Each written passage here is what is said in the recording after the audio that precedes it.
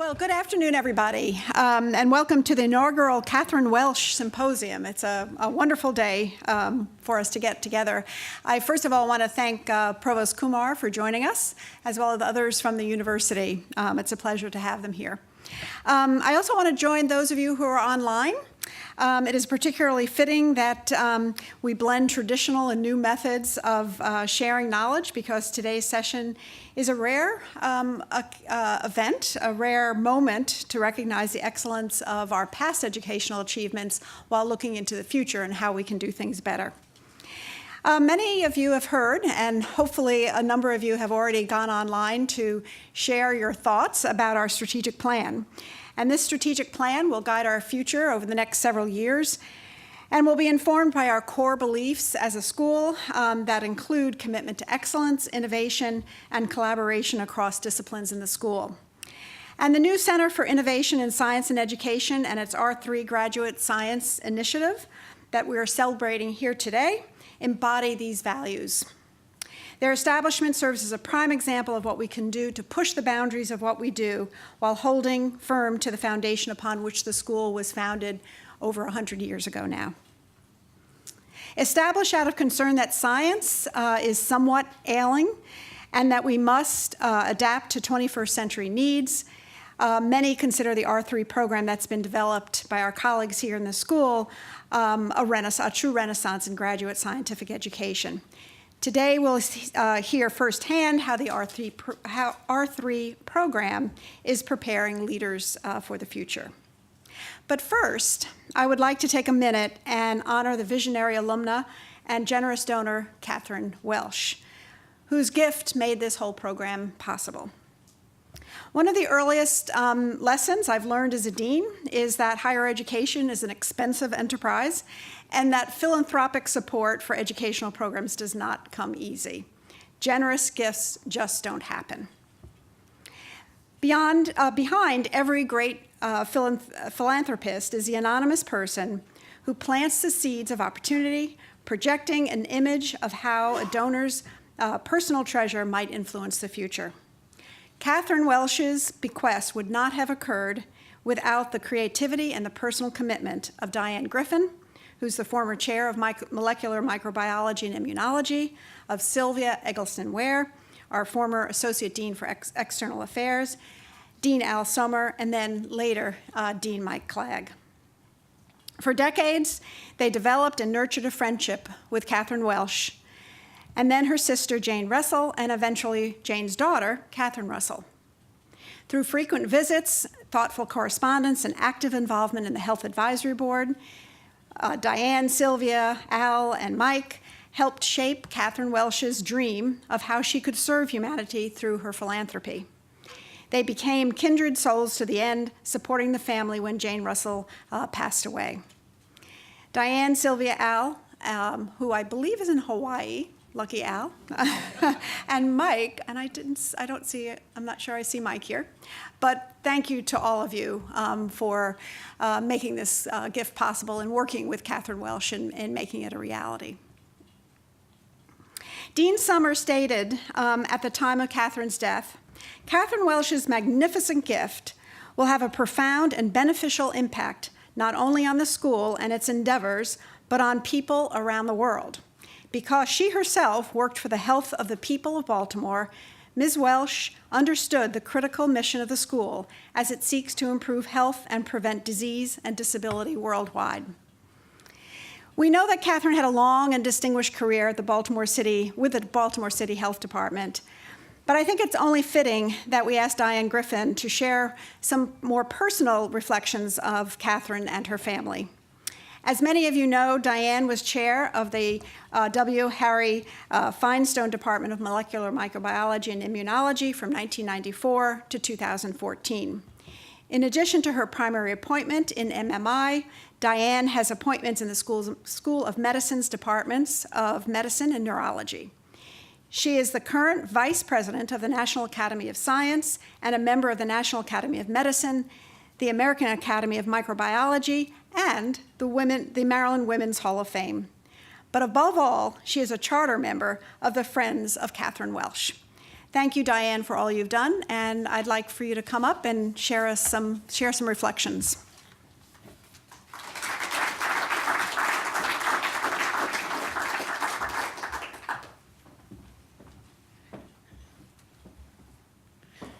Well, it's a pleasure to be here and to be able to talk about Catherine Welsh and her legacy that we're celebrating today.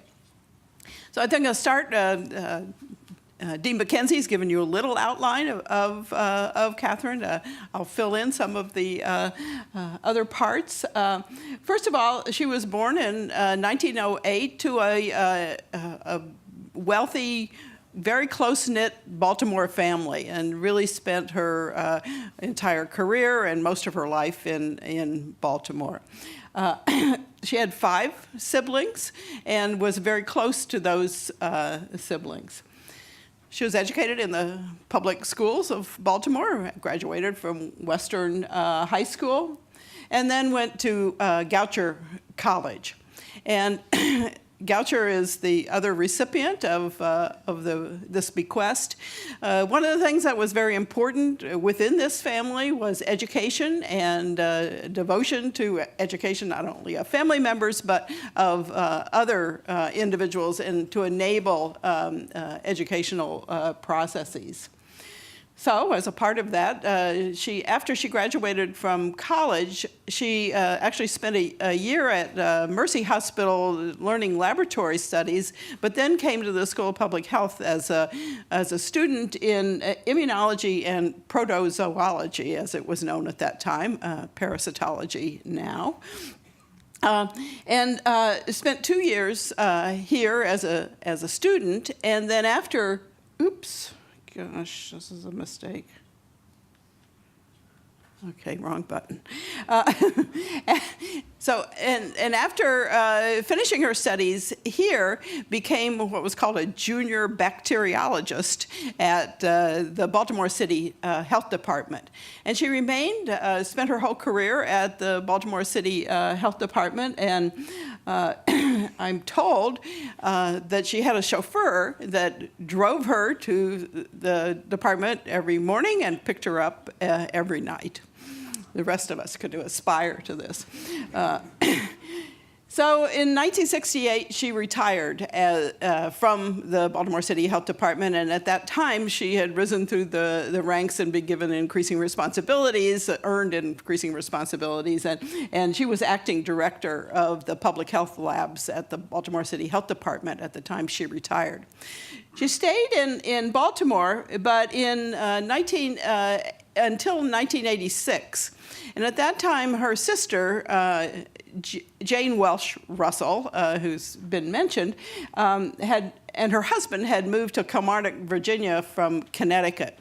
And they had wasn't a spectacularly or necessarily special house, but it was right on the water, and it was in a beautiful setting in the eastern shore of Virginia. And so at that time,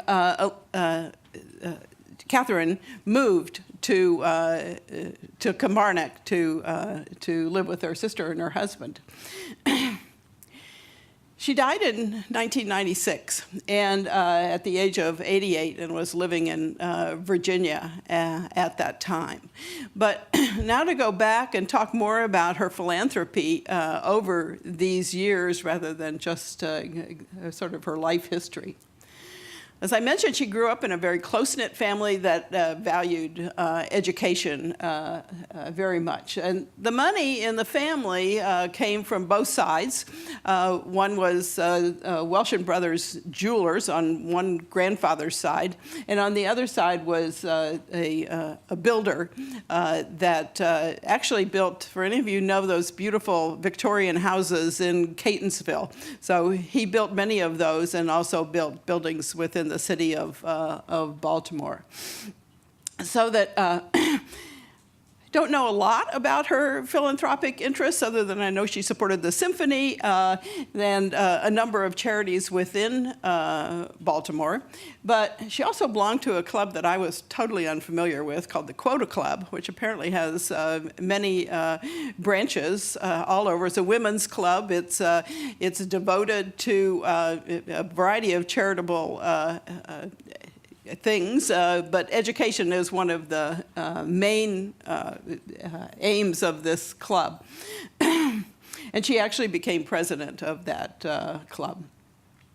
So our reintroduction to Catherine came in the late 1980s when Noel Rose, who was chair of the department at that time, held an alumni reunion for people, all people, students, former students of the department, and Catherine came to that. And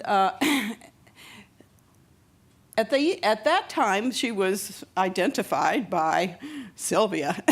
So Sylvia Eggleston-Ware, who's going to stand up now and be introduced as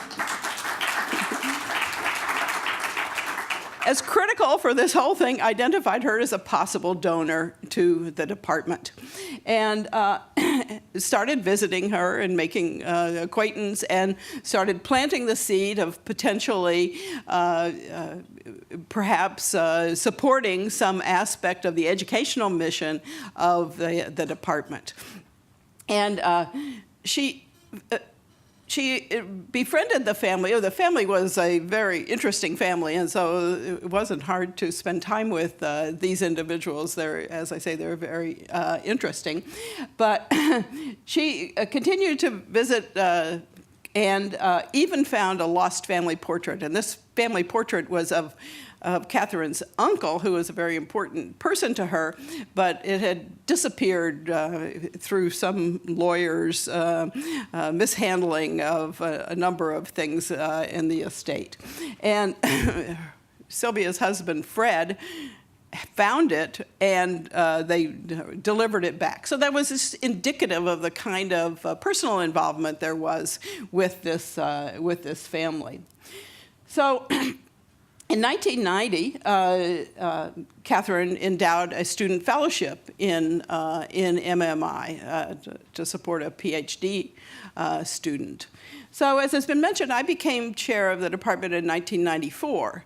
And I have to say, one of the first things I did was trek to Kilmarnock, Virginia, to meet with both Jane and Catherine there at their house on the water, beautiful house on the water. At that time, I learned that they liked Bloody Marys a lot. And Sylvia said, we have to drive home. And so but they were charming, and the house was filled with, even though the house itself wasn't fancy, it was filled with beautiful things that had come down through this family of portraits, of china, of silver, etc. So, as I said, it was filled with many lovely things. So in 1996, which was the year that Catherine died, but this had been in place, obviously, at least for a couple of years before that. Her estate and her bequest, her will, said that that her estate would go 50-50 to Johns Hopkins School of Public Health and to Goucher College. But we're celebrating this almost 22 years later, 20 years later. And so it turns out that another part of that bequest was that the income from the money that was in the estate would go to support her brothers and sisters as long as they lived. So it was about a year ago that the last sister died, and the estate was actually settled. So, but Catherine wasn't the only person. Another thing we learned about the family, which I should point out, is that, first of all, Catherine is spelled with 2 A's, and you must do it right. And furthermore, Welsh is not spelt with a C. Independent of our library, it's spelt with an S. So we learned to do things right. And in 1999, Jane, her sister, who had no personal association with the school, established an endowment to support, which was called the Jane Welsh Russell Fund for Innovative Research in Infectious Diseases, to support a postdoctoral fellow in MMI. So the outreach to the family has been an important part of continuing Catherine's legacy. So this is a picture of us.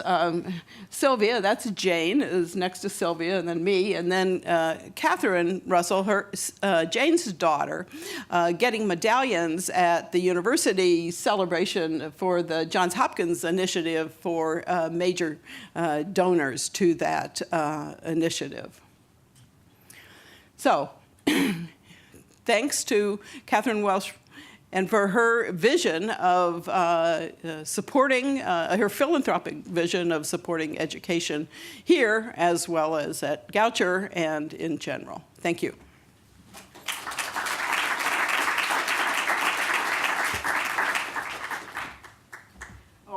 My other job, which I've forgotten, was to introduce Provost Sunil Kumar, who is going to be talking about the legacy, really important legacy that Hopkins has with respect to postgraduate education.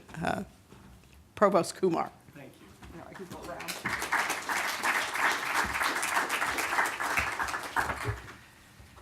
Thank you, Diane, for nurturing that very I think, a beautiful and important relationship with Catherine Welsh and her wonderful family, and for your own formidable contributions to the school and MMI. And so thank you again. I realize I stand between you and content, so I'll be brief. I just wanted to make 3 points today. One is, of course, while we do a fair bit of experimentation and attempt innovation in the science that we practice, we do not always do that in the methods we use to practice or educate. In that, our educational methods haven't changed that much since Heidelberg. And in fact, the current apprenticeship model goes back to, early Germany, and which is where, of course, Hopkins picked it up. We were the first major research university, and in some sense, we therefore became part of the problem because we were innovative in 1876 and decided we figured it out and stayed that way. And it's always nice when someone throws a rock in the pond and says, maybe you didn't figure it out. And right now, there are 2 people who have thrown rocks in the pond in exactly opposite directions. And as far as graduate education are concerned, one you're going to hear about after this, which is Arturo and Gondola talking about the R3 initiative. But you're also going to, I'm hoping to see another experiment, which is progressing in medicine, which is going in the other direction, which says we should double down on the apprenticeship model even more strongly. And as a bureaucrat, I'm, of course, required not to have an opinion. And no, I'm kidding. I have tenure, and therefore I shall speak my mind.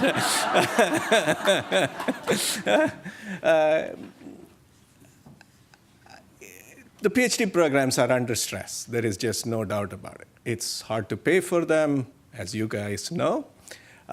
It's harder to raise money for them. The T32s aren't as common as they used to be. And moreover, on the output side, fewer and fewer of our graduate students end up becoming principal investigators. They go on to a wider variety of jobs than, say, when I was on the job market. And so it is very easy to translate these pressures and the pressures on science itself, the scientific method itself, into some kind of excessive pragmatism, where you want to say, we want to do this as quickly as possible, as cheaply as possible, and move the metal, get them out the door as quickly as you can. And I just think that's a mistake. I just fundamentally think that's a mistake. It's a mistake in many dimensions. One, of course, is the development of human capital. This is an investment in somebody who is going to use that investment for a long period of time. And an extra 6 months or a year is a minuscule investment in somebody who's going to leverage that for a long period of time. Second, the very fact that the scientific method and science itself is under stress, if you will, is a reason to teach people to do it better. Not to do it quicker, but to do it better. Yesterday, I was at a dinner. This is one of the pleasures of my job, that I hang out with people who are so different from each other. And I love needling Arturo about what the humanists would think of the R3 initiative. People who don't believe there is an objective truth. So, that would be an interesting conversation. But yesterday night, I was we were celebrating the Breakthrough Prize for Chuck Bennett in the Department of Physics and Cosmology. And he spent his entire career studying the first few seconds of the universe. And that's neither easy nor immediately, quote unquote, impactful. But it's friggin' cool. It is just so interesting that if we wouldn't do it, who would? And I think that's an ethos that permeates this institution, the School of Public Health. Yes, you serve a very important practical mission, but you serve it the way a good intellectual endeavor should, which is with depth, where you reject the facile and the easy for the difficult and the deep.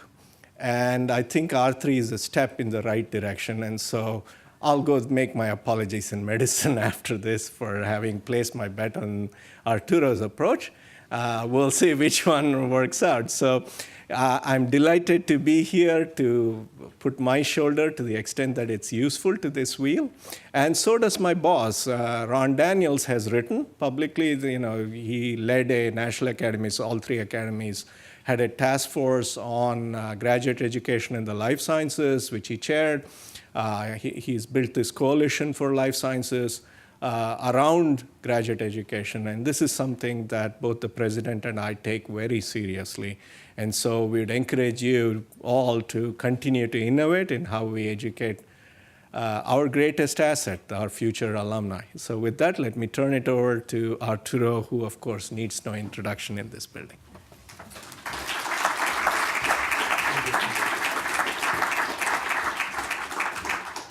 Thank you, Sunil. I greatly admire those who can get up here and speak without slides so eloquently.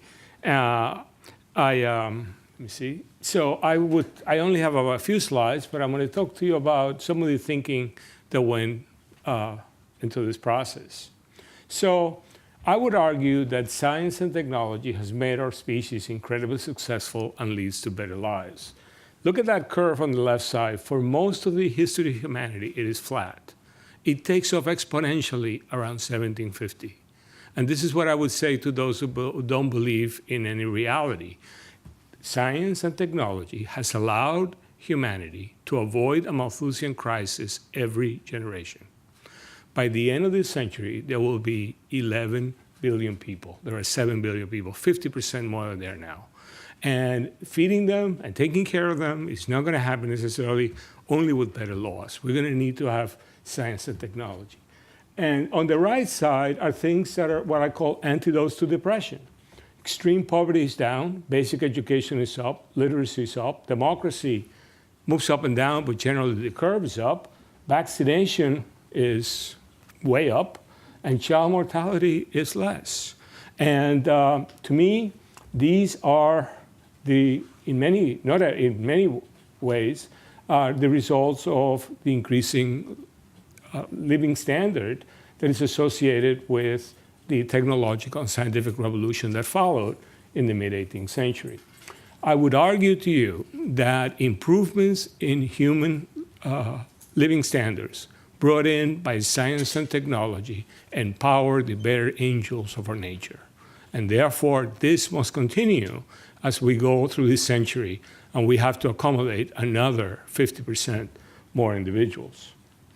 These I see as the great real and existential threat to humanity: climate change, faltering green revolution, pandemics, a rock from outer space, a need for new energy sources, and read the history of the 20th century. You can pass as many laws as you want. You're not going to get the carbon out of the atmosphere. This is going to require, in my view, solutions and scientific and technological advances in both the natural and the social sciences. But there are problems. And I just taken out things from the media, and you can read them. Basically, there is concerns from reproducibility to the economic system that we use in science, to how we give credit, you name it. There is a lot of concerns about many of the current practices in science. And so the question is, how are we going to address it? As a physician, I like to give a patient a single diagnosis. And to me, the diagnosis is that the norms of science are out of sync with the reward system in science. What are the norms? Rigor, reproducibility, and responsibility, the 3 R's. What do we reward today? Impact, flashiness, and newsworthy. So the therapy to improve it, will be to improve education. Education is the base of the scientific enterprise. It's how we train it. So what we would like to do is we would like to preserve what is good today. What is good today? Humanity has learned to do deep work. This was not known even as in the late 18th century. How do you train an individual to go deeply into a subject and to find it? So we now can do that, but what we need to also do is to put back some of the other parts of the training that have become haphazard, that not everybody else necessarily gets.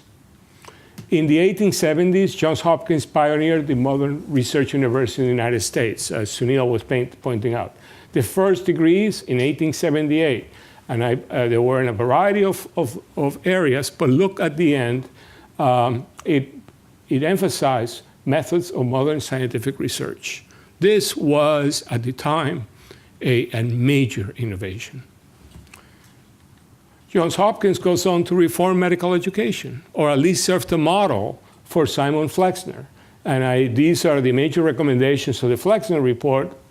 Number 3, train physicians to practice in a scientific manner and engage medical faculty in research. This is now what happens throughout the land. Almost every medical school in the United States and in the world has copied this model. So I would argue that in 2018, Johns Hopkins School of Public Health launches the R3ISE initiative to improve graduate education. And we hope that today marks the beginning of a time in which this university will again step up and create a new model that would go on to improve an entire discipline, and in doing so, bequeath humanity with the tools that it needs to survive and to do better in the future. Thank you.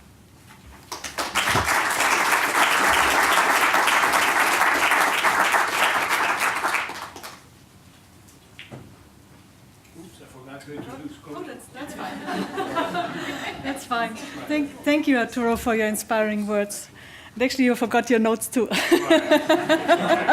So I'm going to exchange on this, and I'm not switching them up. So I think I'm going to use the keyboard. So, well, thank you very much for all of your wonderful words, and thank you, Diane, for your very kind and lovely introduction to Catherine Welsh and her family. This was wonderful to learn more, and we have been sharing quite a few thoughts about her in the last couple of weeks and months. It was inspiring to hear about her, and I cannot share and say enough how excited I am that I'm able to stand before you today and share, my experiences so far with the program and how we are able to grow this now into a center. I feel both very excited but also incredibly humbled that I can do this now, and also that so many of you put so much trust in me. So thank you very much for allowing me to do that. And with that, I actually would like to, before I'm going to talk to you about our initiative in the center, I'm going to start with the most important slide of all. And this is, of course, to thank everyone involved. And this is basically, when I look into the audience, about everybody who sits here. So thank you very much for all your wonderful contributions, for your various forms of generous support, for being involved, for countless minutes of time, feedback, ideas, critique, and for your advice and input from many of you. And I cannot say enough, of course, how much we are grateful to the Catherine Welsh Foundation and her family, how wonderful all the different interactions must have been over the many years. And of course, the generous bequest of the Catherine Welsh family made it at all possible for us to move our program into a center now. And I can, of course, now only join after so many people have talked about both the family and Diane as well as Sylvia. I can only join and say my heartfelt thanks to you both for the many years you have been sharing good and sad times with the family and have been with them and taking care of them. None of that would be possible without your great engagement. So thank you very much for you both. And I'd like to also just continue here with our many members of both the school and the university leadership who were supporting us and are continuing to support us in our endeavor here with all your great support and advice. None of that would be possible without your input. And I particularly thank you for many interesting thoughts and discussions last week, which I enjoyed greatly. Thank you very much. And I'd like to continue actually here with quite a few wonderful individuals here who already, as long as we are still very young in the program here, but wonderful individuals in the faculty who joined us already in our educational endeavors and spend a lot of time as instructors in the program already. So thank you very much for doing this. For those of you who already started teaching for the program, and many of you will keep on teaching for the program, so you're not off the hook, so I'm coming back. Would you please stand for a second, please? Elle, where are you? Thank you very much. So a couple of you stayed sitting, which we shouldn't actually, right? So you were much too modest. So thank you for doing that. So many of you are still on my list. So we are just, not progressed enough in the program to kind of get you on the list. But thank you very much for all your time. And of course, I would like to thank our wonderful students. Every minute we spend with them is such enormous joy. The students are outstanding, and we are having such enormous fun with them. Thank you very much for all of you for embarking on this journey with us. Although we are a young and experimental program, it is great to have you all with us. And I'd like to close for the moment with the person who actually brought me here and put a lot of trust in me, and this is, of course, Arturo.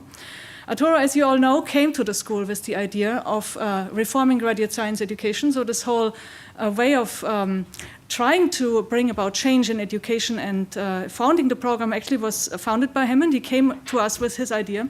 And I still recall very vividly the moment when he stepped into my office and said, just with a very little introduction, well, my name is Arturo, and how would you teach critical thinking?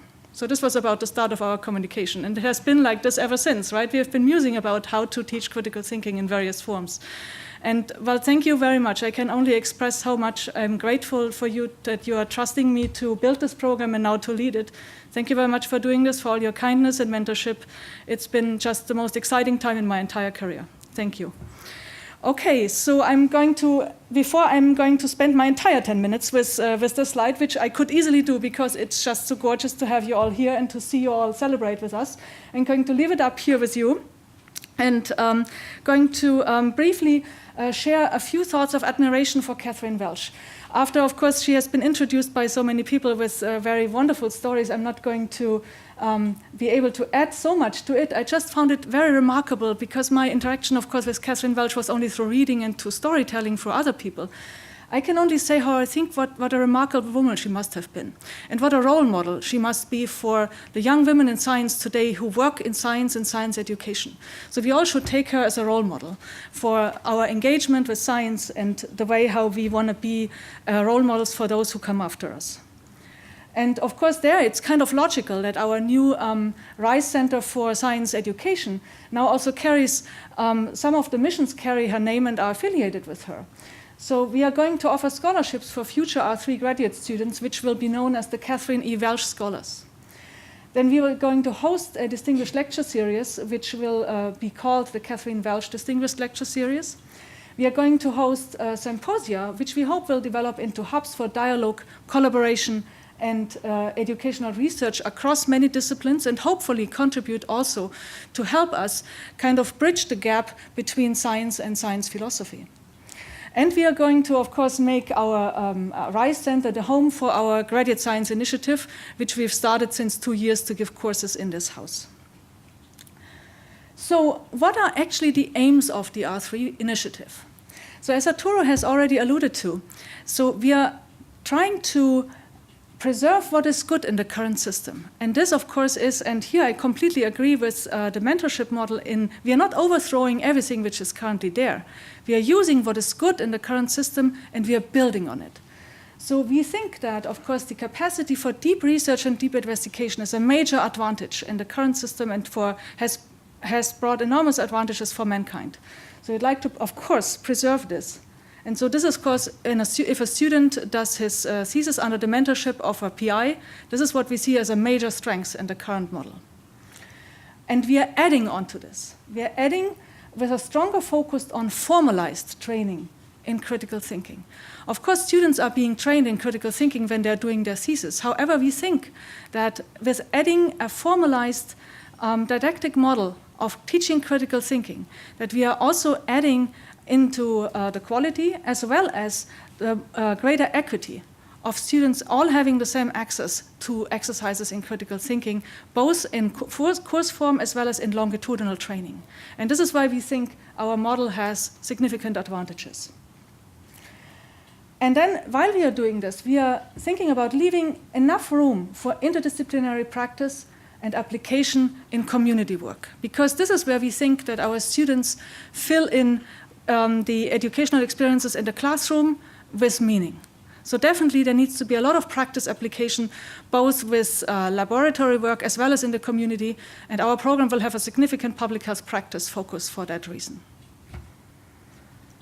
So the aims of this educational endeavor are that we were hoping to be helping our students grow into innovative, outside-the-box thinkers who are aware of science history, who are effective communicators, and who are versed in rigorous research skills.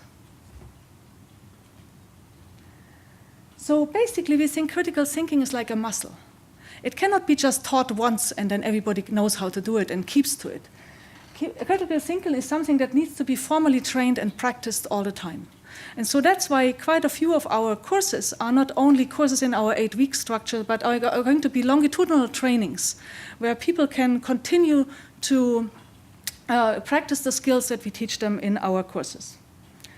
So in a nutshell, you have heard about the 3 R's from Arturo. They stand for Rigor, Reproducibility, and Responsibility. But Arturo and his good friend Ferik Fang have, a while ago, published a suggestion on the right-hand side, symbolized in this Pentateuch, what rigor actually stands for. And it's, in a nutshell, this is what we teach in this program. These are the main capacities. So, of course, they are filled with a lot of skill sets, but this is the main overall capacities. The ability to perform logic and experimental redundancy in experimental design. To perform sound error analysis, to be able to apply probability in the statistics for error analysis, and to have, of course, a intellectual mindset, intellectual honesty mindset. These, of course, are all components of scientific rigor. If an individual was very good at applying these to their daily work, we can kind of comfortably say that we hope that on the long run this will contribute to ameliorate the problems of irreproducibility in science. And then, of course, these are all kind of part of being a responsible scientist. So that's how our basic philosophy in a nutshell is for the program. Since we don't have so much time today, I'm going to only very briefly introduce some of the core courses that we have in the program and some of the electives. We have many more. If you want some more information about this, we are free to contact us. We are always happy to talk about this. So we talked about logic and error analysis. We are right now teaching a course about exactly like this. It's called The Anatomy of Scientific Error. It tends to be the all-time favorite of many people on campus. We have a course which teaches epistemology. How do we know? It's called How Do We Know? Where does our knowledge come from? It talks about things, what is science? What is knowledge? What is evidence? Really to critically dissect where do we know what we think we know comes from. Then literature dissection is a course which has been very successful in the third term. Maggie, where are you? There in the audience, introduced it just right now. It was a course where many students said that it increased enormously their comfort level to really critically read and dissect a paper so that they have a higher confidence level to shine in their local journal clubs in their departments. So congratulations on that endeavor. Practical ethics is a course we are very happy that Thomas Hartung will join us next year to teach a course on that with very many practical examples. So we are happy to have him on board with that. And research design and reasoning is actually not only a course, this is a whole module where we are even thinking about moving it into a concentration because there are so many skills connected with that. And this will be both a course structure as well as a longitudinal training because a lot of students need support all throughout their research career in this skill set. And without any further ado, I'm just going to quickly mention some of the electives that are coming to it. Currently running very successfully is the course on science communication under leadership of Brian Klaas, who is here in the front row. Then we are going to add a longitudinal science writing training. We are going to add courses on business and leadership training as well as teaching and mentoring. So these are all courses that will be essential scientific skill sets and are essentially also widely applicable scientific survival skills. So very briefly, I'm not going to go through all of this. I'm just going to use this as a stepping stone for my last slide, actually, because we grew in visibility and outreach opportunities significantly in the last couple of months, actually. Well, yeah, 2 months, actually. That's quite recent. So we were very lucky that some of our publications actually went viral on the social media. So it was absolutely humbling for us to see how much resonance this had in the global community. And believe it or not, I'm still getting emails after about 8 weeks after a couple of these publications came out. And it's wonderful how much this allowed us to grow now a global network of R3 interactors, communicators, people who want to collaborate with us or want to just hear about what we are doing. Some of these dots are actually have already resulted in active collaborations, and we are really honored and humbled to see how much we were able to connect with other people, and it's just enormously joyful and an enormous amount of fun to have all these different interactions. So with that, I'm going to briefly move on to my last slide and already asked the next speaker to move slowly to the podium. If any of you has questions, because this was only a very brief introduction, contact us. Currently, this is still my email address. We are in the process of getting an R3-only email. So please contact us or check out our web resources. Or, in case, and this is something which is being used by quite a few of our new contacts, book a roadshow. So you can definitely kind of get us on a webinar or kind of invite us to come to a place and talk more about certain courses or certain modules in the program. We are happy to share and explore experiences with you, whether any of these units in the program might be applicable to other programs too, and we are having a high priority in the program to collaborate with others. So with any further ado, I'm going to close here, and thank you for your attention, and ask David to come up to the podium.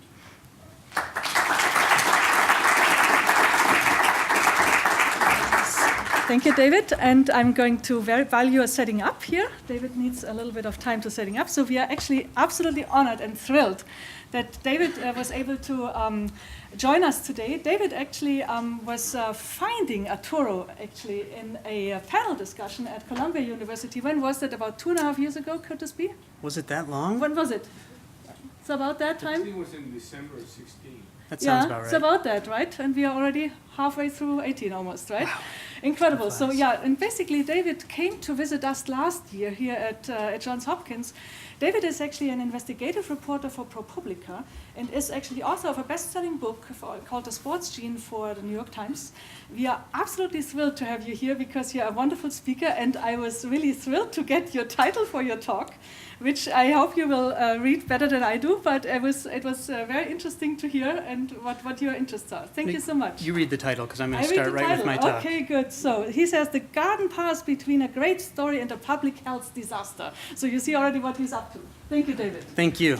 Thank you very much for having me. And I'll start with the great story. So I'm going to change gears a little. I was the science writer for a long time at Sports Illustrated magazine. And so I had quite a large audience for science stories. And then wrote... I was a geology grad student well before that, and only as a journalist realized how much I had p-hacked my way through grad school, which is kind of sad. So I wrote a best-selling book about genetics and sports, and I'm sure this will surprise you to know that I got deluged with emails from people who have children asking how to turn their children into legendary athletes. Right? I had to abandon my email address, actually, because of this.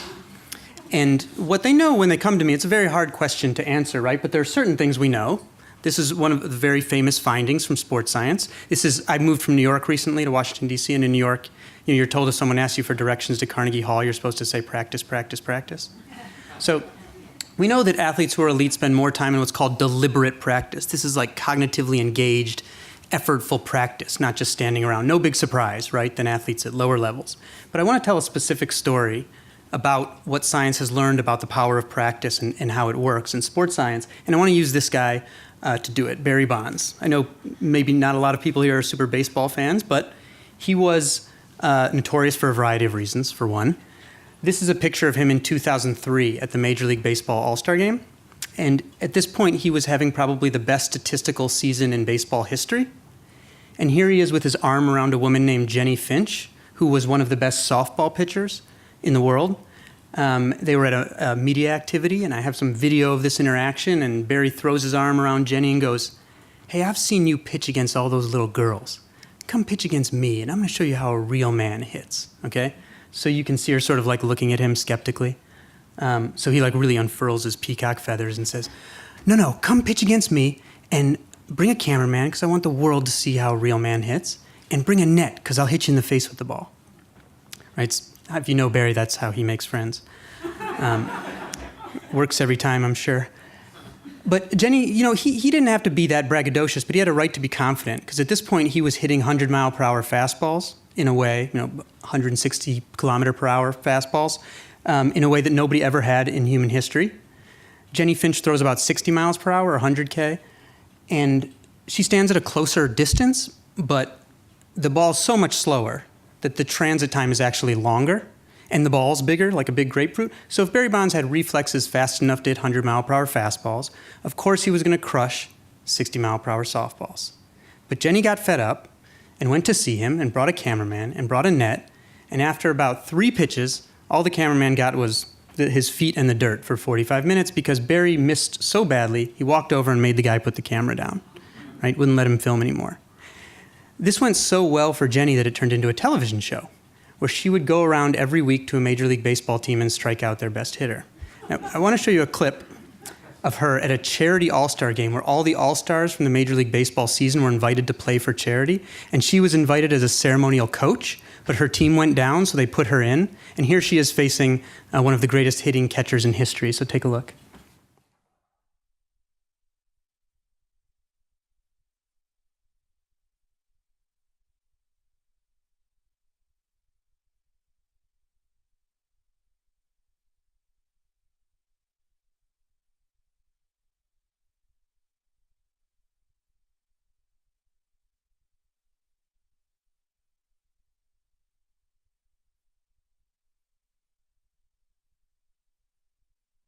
So you hear the announcers say they've got no chance to hit this?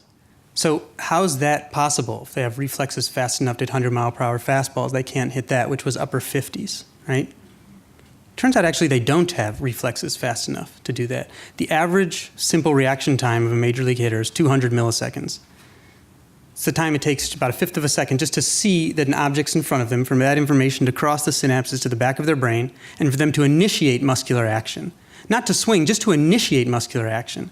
And that's half the total flight time of the pitch, right? And their average reaction time is no faster than same as teachers, doctors, lawyers. I'm sure journalists are a little bit slower, but it's nothing special. Furthermore, we don't even have a visual system. If anybody has a kid here who they put in Little League, maybe you tell them, give them that advice, keep your eye on the ball. We actually don't have a visual system that's capable of tracking the object as its angular position changes that rapidly as it gets close to our face. So that advice to keep your eye on the ball is nonsense, right? Can't do it. Those kids could close their eyes when the ball were halfway in. If it weren't psychologically upsetting, it wouldn't make any difference at all. So the way these athletes overcome these biological limitations, we've learned from specific types of studies in sports science, is by learning through specific types of practice to pick up on cues from the pitcher's body. Movements of the torso, the rotation of the shoulder, the flicker of the pitch, which is the flashing pattern that the red seams make as the ball spins. And they group it into what sports scientists call a chunk. That's one signal that says the ball's going here or there in the future, swing or don't swing. That's it. And they have to make that choice as soon as the ball's released. As if they're relying on their reflexes, it's far too slow. So when they're facing visual information that they're unused to, different movements of the torso, different rotation of the shoulder, different spin of the ball, they're stripped of that perceptual expertise that allows them to anticipate the future. And it turns out this is the difference between experts and novices in sports.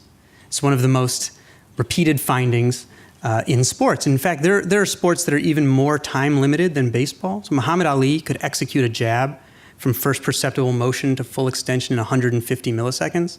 That's like the time it would take your eyelid to move if I walk up and shine a flashlight in your face. So if his opponents weren't judging his body movements and anticipating, he'd hit them with every punch. Of course, his genius at disguising his movements meant they often did. But take a look at how this plays out in boxing. So you can see this guy can see this punch coming, right? His eyes are open, it's coming straight in his face, so he knows what's coming. But watch this next one. This one's coming from like all the way from the West Coast here. This punch is taking as long as a punch could ever possibly take. Came from down in his hip. This guy can see it. His eyes are open, right? It's right in his line of vision for as long as a punch could possibly be in someone's line of vision. Whammo. And the interesting thing is not that he didn't dodge the punch, he didn't even begin to flinch because it came from this weird angle and confounded his perceptual expertise, so he couldn't get out of the way. Right? The reason that Barry Bonds and his peers couldn't hit the likes of Jenny Finch is because they hadn't put in the right kind of practice. Sports scientists like to say it's software, not hardware, meaning this didn't come with the Barry Bonds machine. It was downloaded through specific types of practice, right? Through the 10,000 hours of practice. Raise your hand if you've heard of the 10,000 hours rule. Most people. Okay. What you think about it depends on where you heard about it, but mainly it means there is no such thing as hardware. There is no such thing as genetic talent. It's all just 10,000 hours of practice masquerading as talent, right?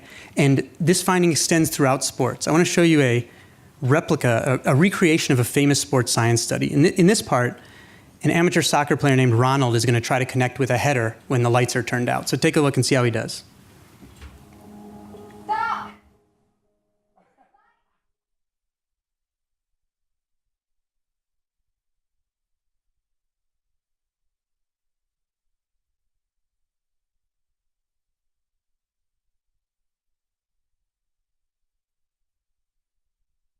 The lights were turned out, and it's hard to see the ball. So let's see how a slightly better football player does at this same task.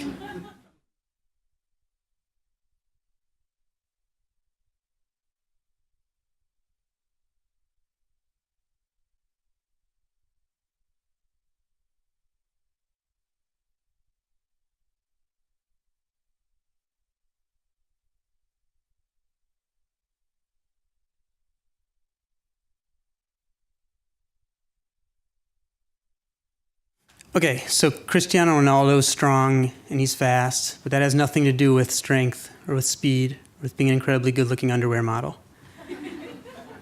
He's like allergic to wearing a shirt, that guy. I would be too, probably.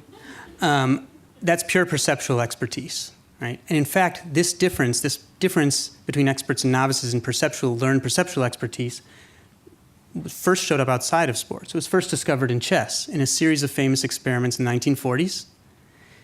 Chess players of different ability levels were given boards, and then the boards were taken away, and then they were asked to recreate the board as best they could. Grandmaster players could recreate an entire board after seeing it for 3 seconds. Right? That's a really difficult task. So naturally, the scientists concluded Grandmaster chess players have photographic memories. So for 2 generations, we recruited who to train to be a Grandmaster chess player based on memory tests. And then 2 generations later, the studies were repeated. One of the scientists doing it was Herb Simon, the psychology Nobel laureate. And this time a wrinkle was added. The players were also given boards that would never quite occur in a game. Something was off. They looked normal, but they couldn't actually happen. And in that condition, the grandmasters were stripped of those photographic memories. They were just like the novices. So they never had photographic memories at all. They had learned how to chunk groups of pieces on the board to take information from it the same way that Barry Bonds does from major league pitchers, right? And we all use chunking, this kind of chunking, in things in which we're expert. So I want to prove it to you. If you're understanding what I'm saying today, you are expert in the English language, more or less. So I'm going to give you a chess master test. I'm going to give you 20 English words in 10 seconds. Memorize as many as you can, like the chess masters. Ready? Set, go.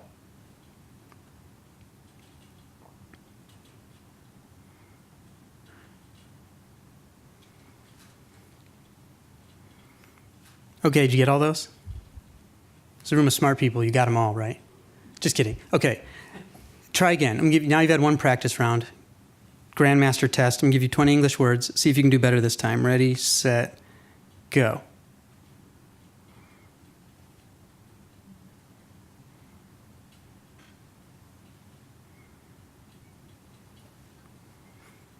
Okay, did you do better that time? If not, there's something wrong with you. I hear there's a lot of doctors here, though, so. So you mastered the English language, or whatever your first language is, maybe more fully than anything else you'll ever do, right, with chunking. And so if you had put in your 10,000 hours in facing major league hitters or soccer players, you too could be Cristiano Ronaldo or Barry Bonds, right? That's the promise of the 10,000 hour rule. It's software, not hardware, right? Most people had heard of the 10,000 hour rule. Raise your hand if you've read any of the original papers that the 10,000 hour rule comes from. Just me? So the scientist whose work this comes from is a psychologist at Florida State named K. Anders Ericsson, and he's actually been quite dismayed by the public portrayal of his work, such that you can go to his faculty website and see linked there a letter, the title of which I think speaks for itself, The Danger of Delegating Education to Journalists. So what's he so upset about? Well, the 10,000 hours rule, this famous 10,000 hour rule, mainly comes from one study of 30 violinists who were so highly pre-screened they were already in a world-famous music academy, and the 10 best had practiced on average 10,000 hours by the age of 20. But in fact, none of them had practiced 10,000 hours. Some went way over, some went way under. 10,000 hours was an average, and there were no measures of variance in this paper, and so it spawned a phenomenon. Not only that, so for chess, for example, to become an international master, it takes 11,053 hours on average to learn the number of chunks you need. But some people learn those a little faster, and we have to learn several 100,000 of them. Some people have made it in 3,000 hours, and others are still being tracked to 25,000 hours and still haven't made it. So you can have an 11,053 hour rule, but it doesn't really tell you much about the reality of human skill acquisition. Now, I think we should not only blame journalists for this, because when I look back at the papers in this area, most of them don't include at least meaningful measures of variance.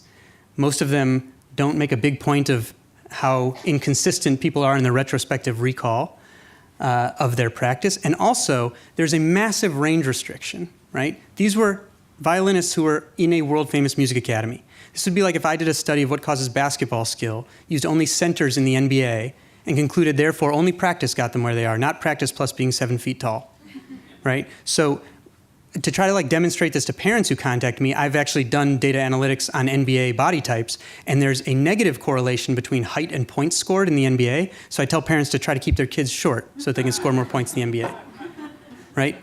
I would say about 80% of skill acquisition science and maybe half of all psychology conclusions are corrupted by restriction of range problems that are not well understood. So I've coined a rule that I think is much more accurately reflective of the breadth of skill acquisition literature, and I call it the 10,000 hours plus or minus 10,000 hours rule. I'm sure that's going to catch on like wildfire. But I want to go back and talk about this variation around the 10,000 hours rule for a minute. The story I call the tale of two high jumpers. See this jumper on the left, Swedish kid, Stefan Holm, age 6, saw the high jump on television, got super interested. The guy on the right, Bahamian jumper named Donald Thomas, who became his rival. Now, Stefan was good but not great at the high jump. This is something you either kind of got it or you don't, right? Jumping. But he really enjoyed it, and it became like a bonding thing with his father, and he stuck with it, and they would build equipment together, and he improved 1 centimeter per year for 20 straight years until he became the Olympic champion in 2004. Stefan's about 5'10", 5'11", cleared a bar a hair under 8 feet. So he tied the record for the highest clearance over your own head. And he has all these traits we idealize in elite athletes, right? The first time I ever talked to him, I made small talk and asked if he's dating anyone. He said, high jump is my girlfriend. I can't cheat on her.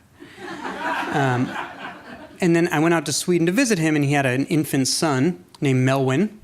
Because his wife, that's not a typical Swedish name, his wife liked the name Melvin, and Stefan insisted that Win be somewhere in the kid's name. I'm sure there's going to be no pressure on that kid. Donald traveled a slightly different path. He was a student at a small college in Missouri called Lindenwood, had played a bunch of sports but wasn't an intercollegiate athlete. And he was talking trash at lunch one day, and the best high jumper on the track team, a guy named Carlos, overheard him and said, hey, you're talking all that trash. You wouldn't even clear a bar of 6'6". And so Donald goes home, gets his sneakers. Carlos sets up a bar in the field house. Donald takes 5 steps and clears 6'6". So they move it up to 6'8", which is Carlos's school record. Donald clears that, no problem. 6'10", no problem. Clears 7 feet, at which point Carlos is worried he's going to hurt himself. Takes Donald over to the track coach, says we have a 7-foot high jumper. The coach picks up the phone, calls the next meet at Eastern Illinois University that you see here, begs for a late entry. Donald doesn't even have a uniform yet because it's such a late entry, you can see. In that picture on the right, his arms are behind him because he's not used to the feeling of falling back. He's coming down from 7'5.5" there. And Donald promptly turns professional. And who does he meet at the World Championships but Stefan Holm? There's Stefan exhibiting the perfect high jump form, right? It's like his heels are whispering a secret in his ear. And the reason that form works so well is that his center of mass is in the middle of the donut, so it's passing under the bar while he's passing over the bar.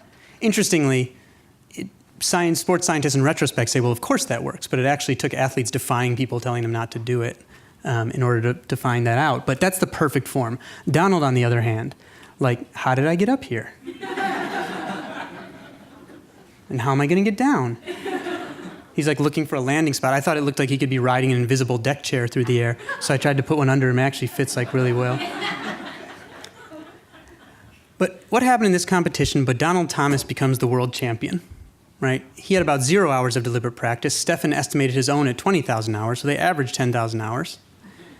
But it doesn't really tell you much. I had a chance to talk to Donald after this, say, what do you think about high jump? He's like, kind of boring, which is not the quote you'll ever see in the newspaper from a world champion. After this competition, scientists examined Donald and Stefan's bodies and found they had really interesting Achilles tendons, spring in the back of your leg that stretches and compresses to shoot you into the air.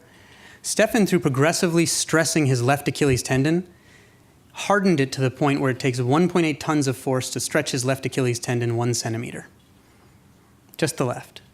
And you remember from your high school spring mechanics, you can store a lot of energy in a spring by making it really tight or by making it really long, compressing it. Donald just happened to be born with a spring that should have belonged to a guy much bigger than him.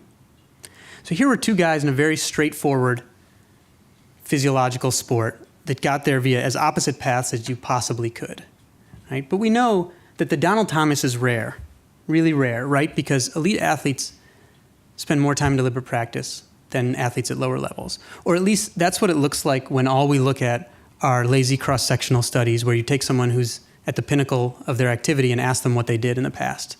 And they say they practiced a lot, right? Athletes actually don't usually know what works for them. So to go back to Barry Bonds, he didn't know he wasn't going to be able to hit Jenny Finch. So my sports writing colleagues, I have this phrase that I like to tell them. Doesn't seem to make much difference, but just because you're a bird doesn't mean you're an ornithologist, right? We go to the athletes who just did something and say, how did you do it? And they will explain it, and they will be wrong most of the time, right? Because they are the expert, but most of this stuff is going on in their lizard brain.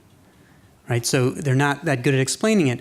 Now, when scientists actually put in the time to track people over their whole life progression, it looks more like this. The athletes who go on to become elite spend less time early on in deliberate practice than those who plateau at lower levels. The typical path is broad first, sounds maybe a little bit like a new program that we're thinking about here, before they dive into the more specific stuff. So they gain a wide range of skills, learning how to use their body, what's called physical literacy, learn where their talents are, what things they like, and only later do they focus in on a particular sport.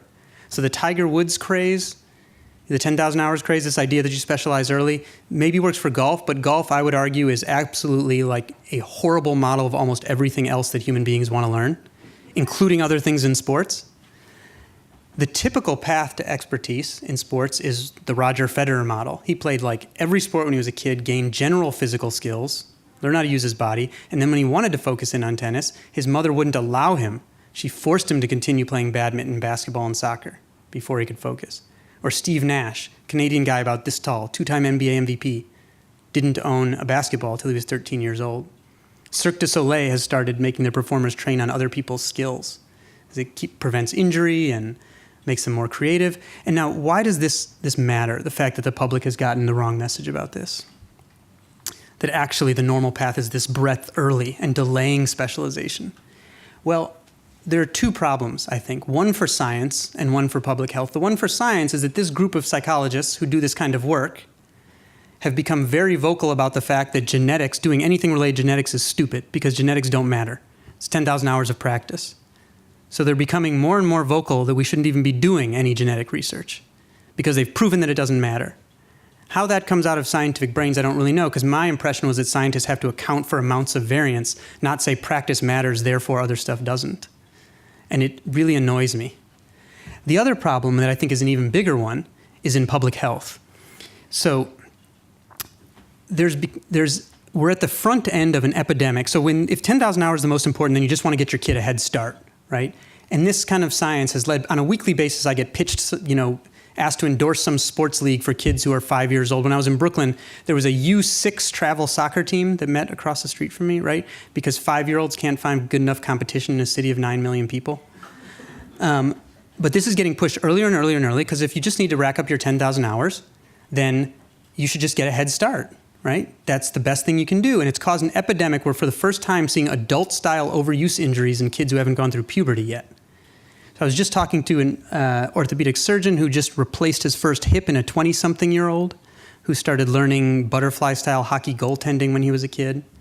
There are torn ligaments of kids when they're little, starting to see stress fractures in the back. Their bones haven't even ossified yet when they're doing some of these things.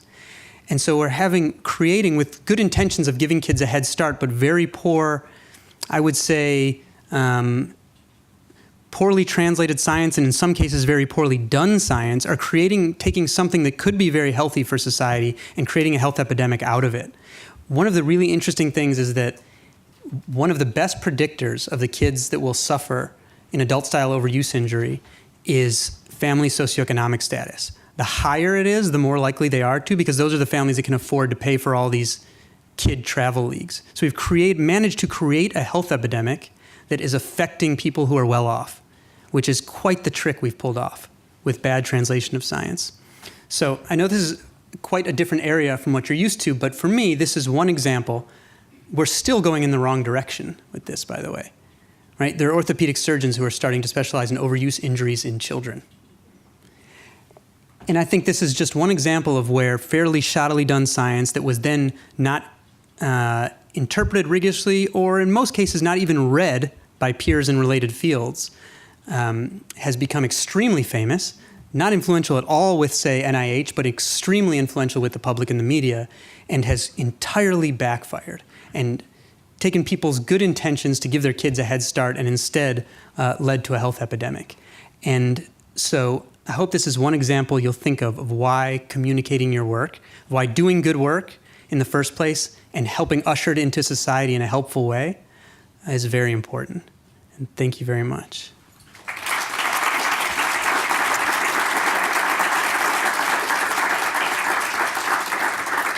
And so I'd like to talk a little bit more about science communication now. So if I can welcome up the panelists, we can continue the discussion.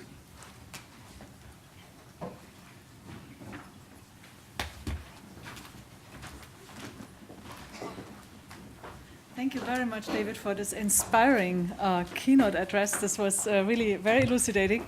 And thank you very much also for agreeing to be our panel moderator today. So I invite everybody to be on stage and also start maybe with a round of introductions from our panelists. Thank you very much for all of your time today. Thanks, Hi, David. This is a nice talk. Thank you. My name is Gibbs Nasser. I graduated last year in May from the Department of Molecular Microbiology and Immunology with a master's degree. Since then, I stayed on in one of the malaria labs upstairs as a laboratory research manager. So now I'm just sort of supporting the logistics of the research as well as continuing on some of the projects that I started back then. And so before I graduated, one of the unique opportunities that I had was to take the first course as part of the R3 program that was being piloted by Gundala, and that was the How Do We Know What's True course.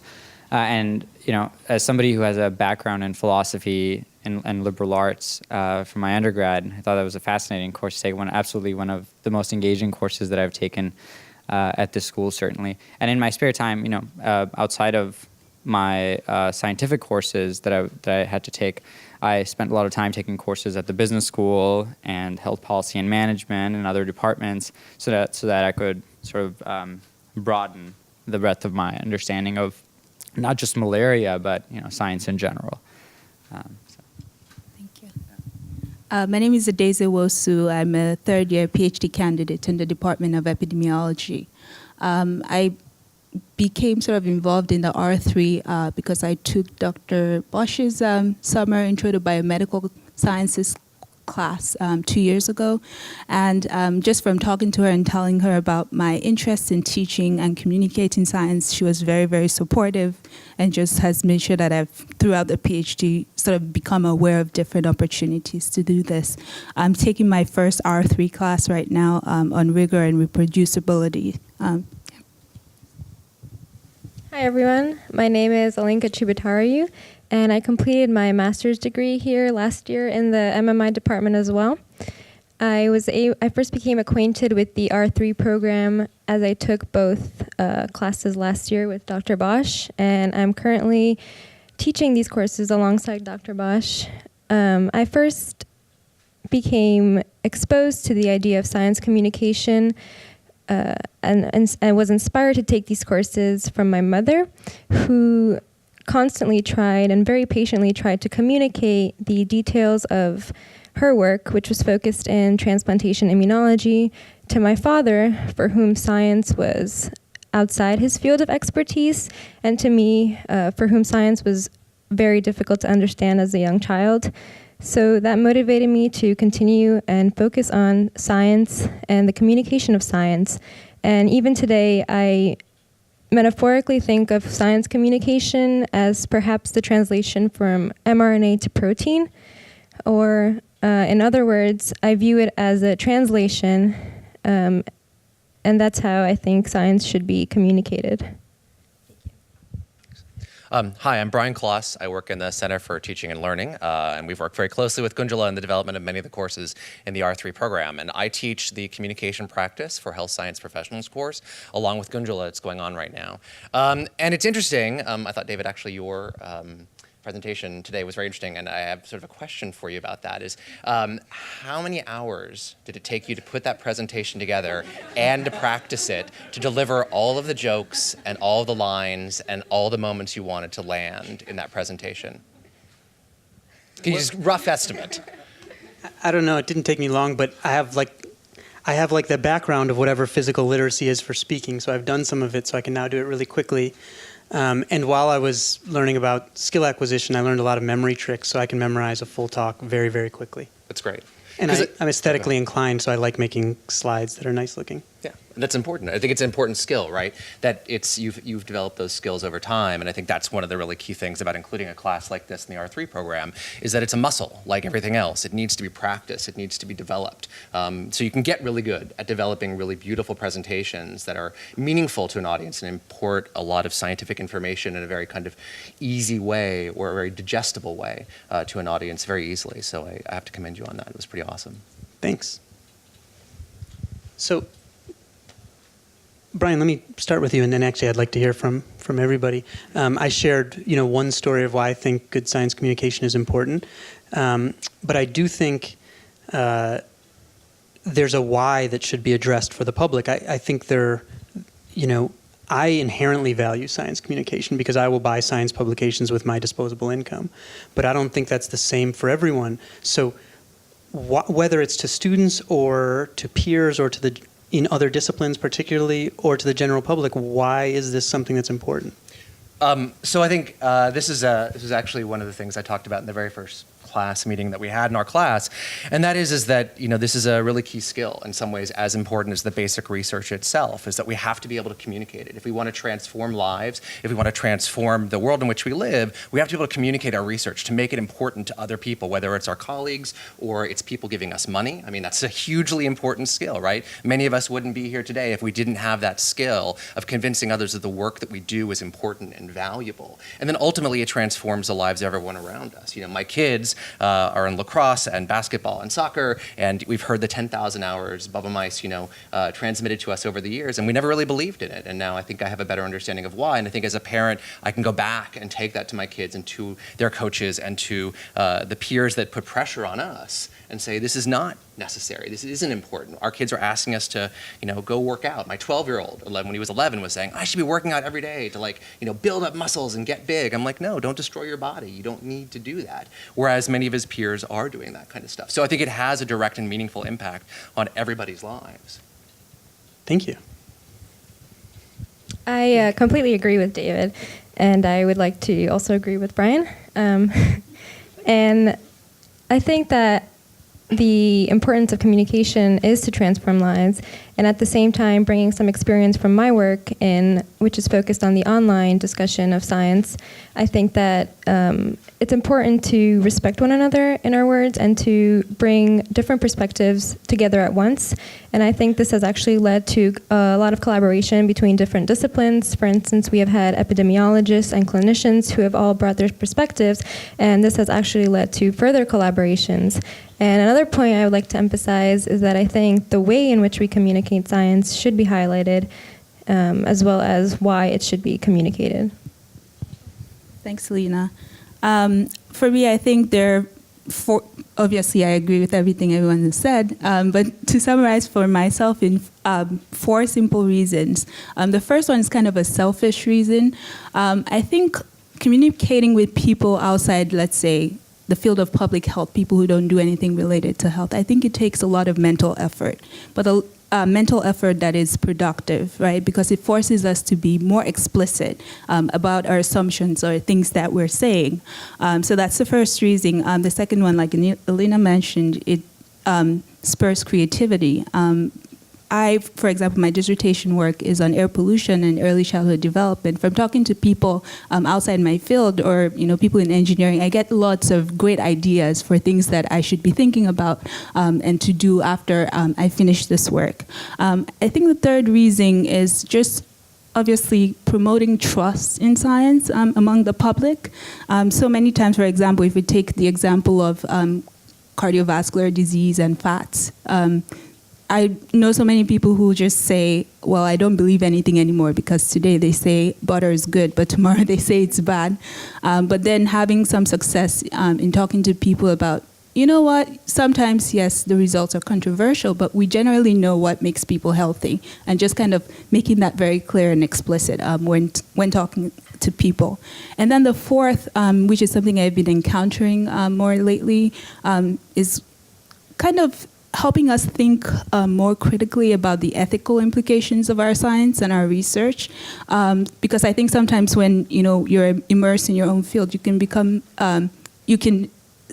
sometimes we don't see blind spots when we think about like the ethics of what we're doing. But from talking with people in communities or people, or for example, anthropologists as well about the specific work we're doing, it brings up new questions about the ethics, the implications, and the responsibilities that we have when the research is over.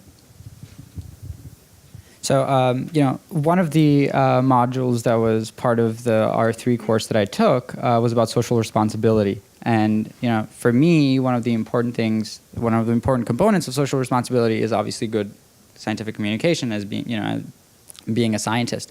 But the funny thing is some of the best friends that I have at Bloomberg are actually not even in my department, right? They're in health policy and management. They do health services research. And it was, when I first met these people, one of the biggest challenges was breaking down all the protein work and the antibody work that I was doing in the lab to make it relevant to them. So I think that was quite a big challenge, and it was actually a lot of fun trying to get into their shoes and thinking about the big picture.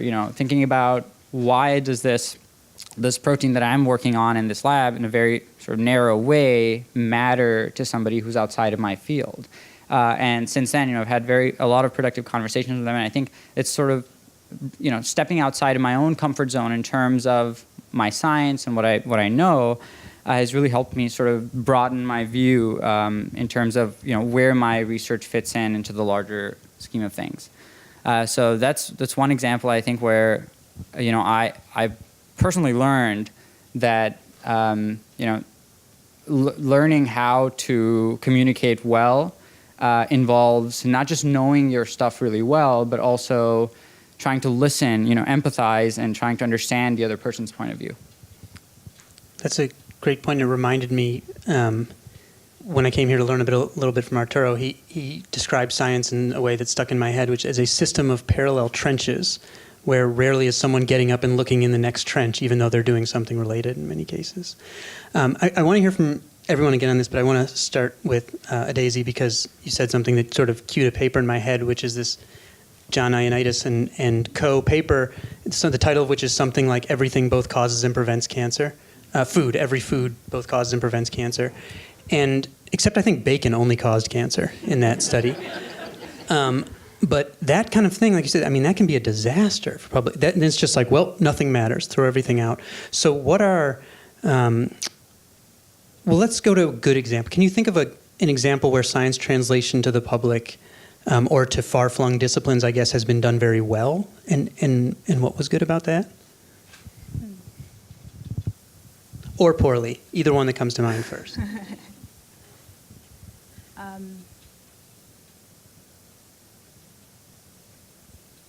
I can think of specific examples in talking with individual people. Maybe is that kind of what you absolutely mean? Yeah. So so still going on with the food example, I think some poor examples that I have seen have been in situations where, let's say, whoever is the researcher or the scientist is more focused on showing off. Or just bombarding people with information that actually by the end of the conversation, the person is anxious or they're fearful. So one of my areas of interest is in non-communicable diseases, and I get the opportunity sometimes to talk with lay people about, cancers or cardiovascular diseases and preventive measures, and sometimes just from having these conversations about prevention, I can see people getting afraid, and that can be a very, very tough thing, I think, to manage.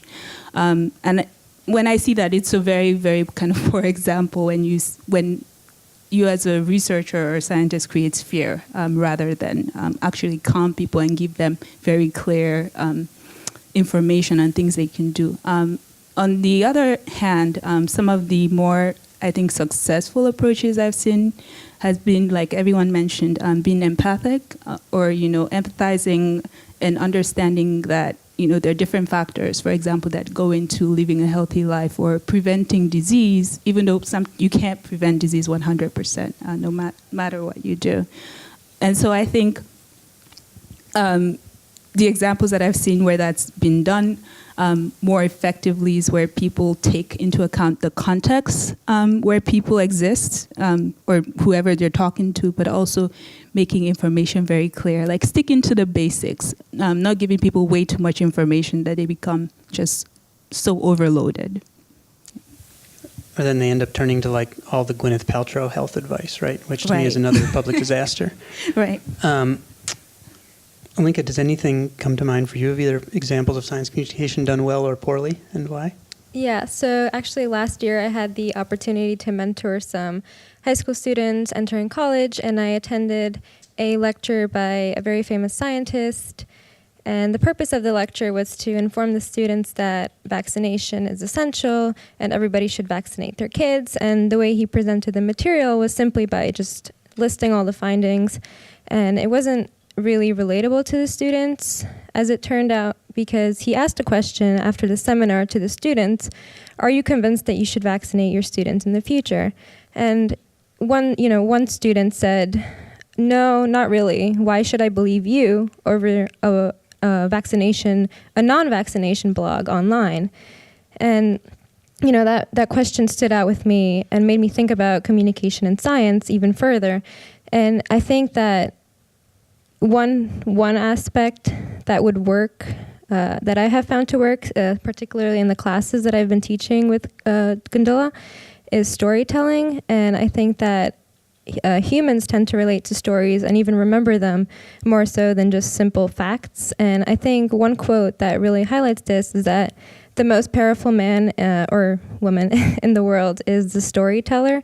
And the storyteller sets values for a generation that is to come. And, I think Steve Jobs' words in this the message is very powerful in that we should probably use storytelling even more often in the scientific field and in the way that we communicate.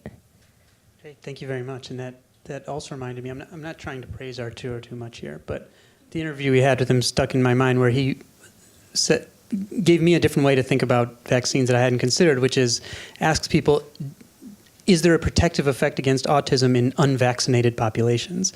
And there isn't, which I thought was a pretty cool way to think about it in a good piece of science communication to me. So, Brian, I imagine you think about this a lot, the good and bad examples. Yeah, and I think what's been talked about here today, and I think also was representative in your talk today, is that good communication or communication is about being intentional.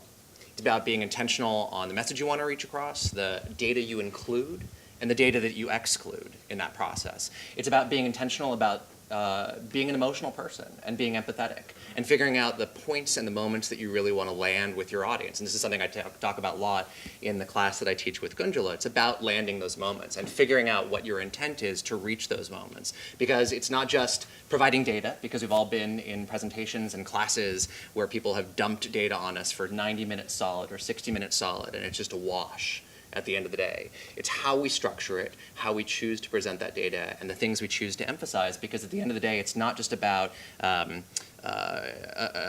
sort of appealing to and convincing the rational brain, but it's also about the emotional brain. It's about that lizard brain that you mentioned there earlier, that people have to believe in the presenter, and they have to understand how it's meaningful and impactful to them to get them to change their minds and not be afraid about the various risks for cancer or vaccinating your children or something like that. So it's really about intentionality and focusing on that in all aspects of the communication that you do.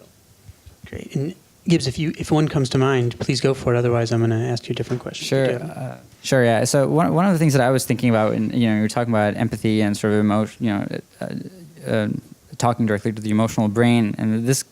I can kind of, it sort of hit home because every time you take an Uber or a Lyft, the driver inevitably asks you what you work on, and the minute you say, vaccines, it doesn't matter what kind of vaccines you work on, they want to talk about it. And so I think very early on, at least maybe about a month or so after I first came to Bloomberg, this happened where the driver wanted to talk about it. And, I realized that I knew a lot about the technical aspects of vaccines, but I certainly wasn't trained enough, like in the emotional aspects of being able to talk about them in that way. And that's something that I've had to learn over time and sort of I continuously develop, and to be able to talk about things in that, storytelling kind of a way. And then, so yeah, that's kind of the example that I have, but it's something certainly, it's not something that you can, it's something that you need to continuously work at, to keep on getting better and better. Okay, and I want to come straight back to you with that, but then I want to hear from everybody, because one of the things, it's something you need to work at, like you said, and I think systems kind of get the results they're set up for, and my experience in science grad school was that there were no incentives in the system for being able to communicate anything you were doing to anyone.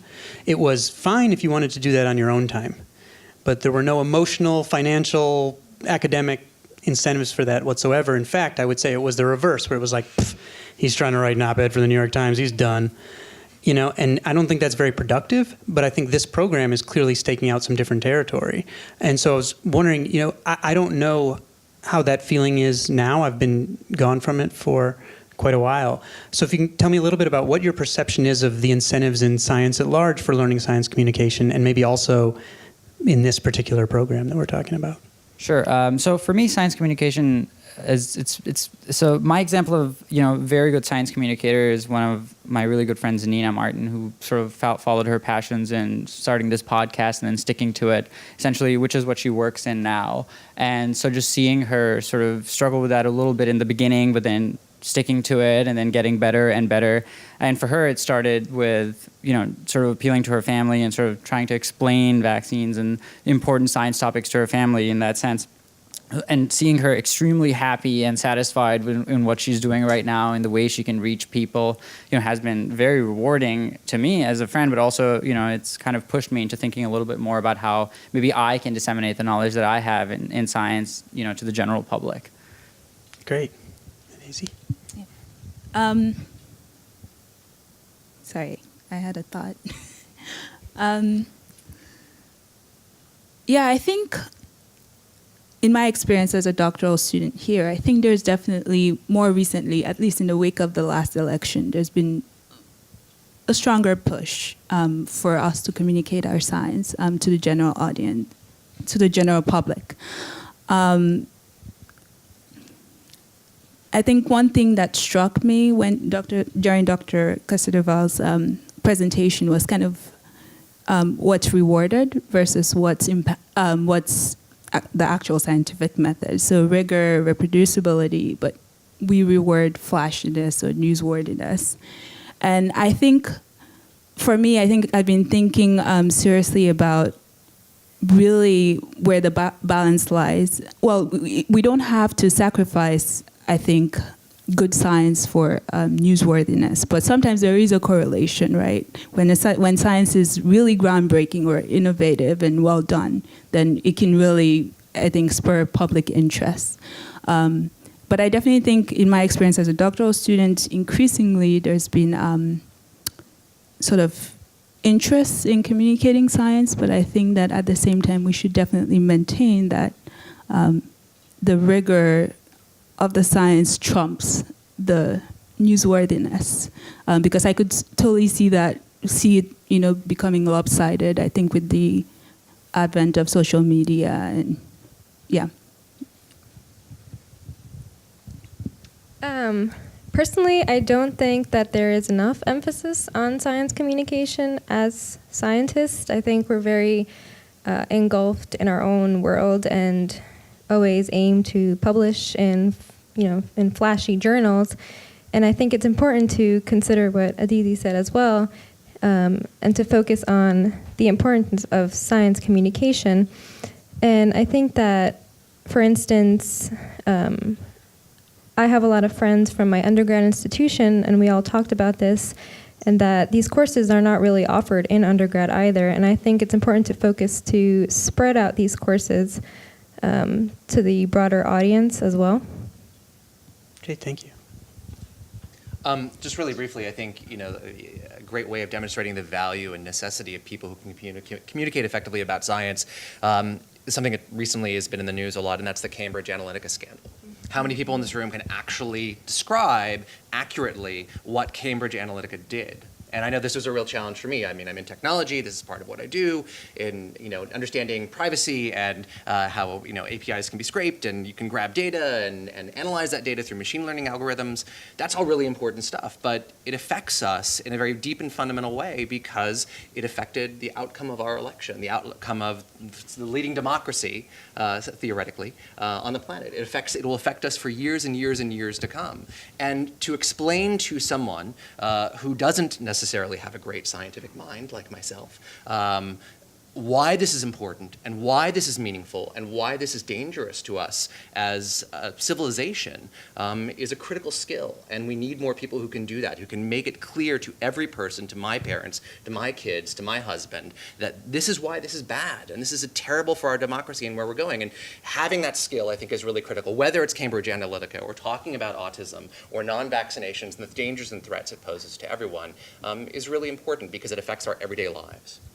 Okay, so we have like a minute and a half left, so we're going to do a lightning round here. You have to answer one sentence, okay?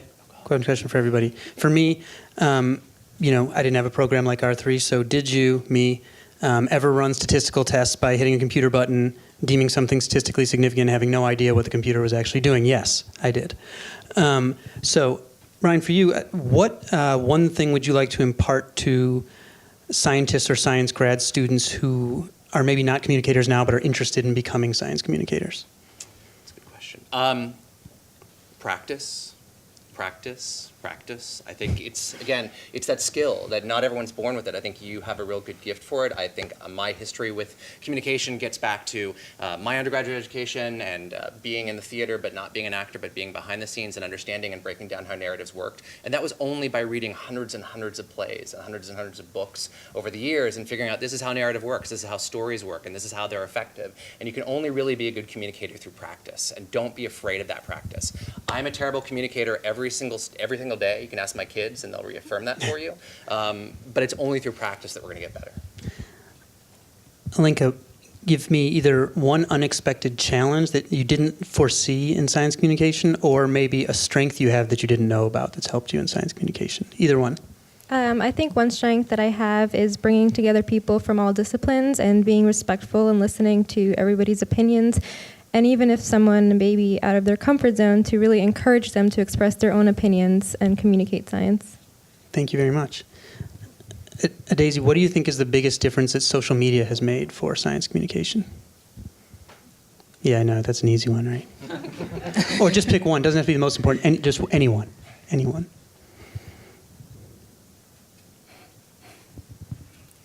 You said what difference has it made, Yeah, good how or has bad? it changed or how do you think it should change the approach to science communication, the fact that so much of this happens on social media now?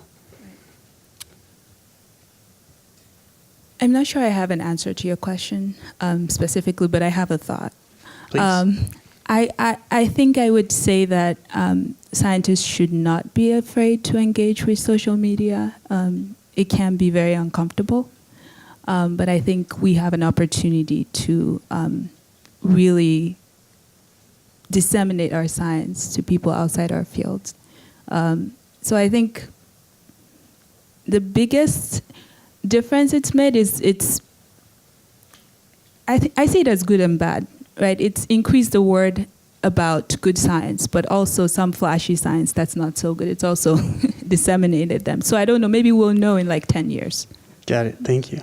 And Gibbs, you talked a little bit about interdisciplinary research. What do you find is normally the biggest challenge to interdisciplinary collaboration? I think the language. So I think if there's not sort of a centralized sort of common language that two parties can sort of come together on, I think that's a big challenge. So qualitative and quantitative researchers, mixed methods is where you can really kind of bridge that. But hard sciences normally don't teach qualitative methods. I mean, there's some room for them there, but not a lot, right? But at least in order to engage with qualitative researchers, perhaps if you understood their language and you could talk to them in meaningful ways, then I feel like the collaboration could be more productive. Thank you very much. I think we should thank our panelists with that.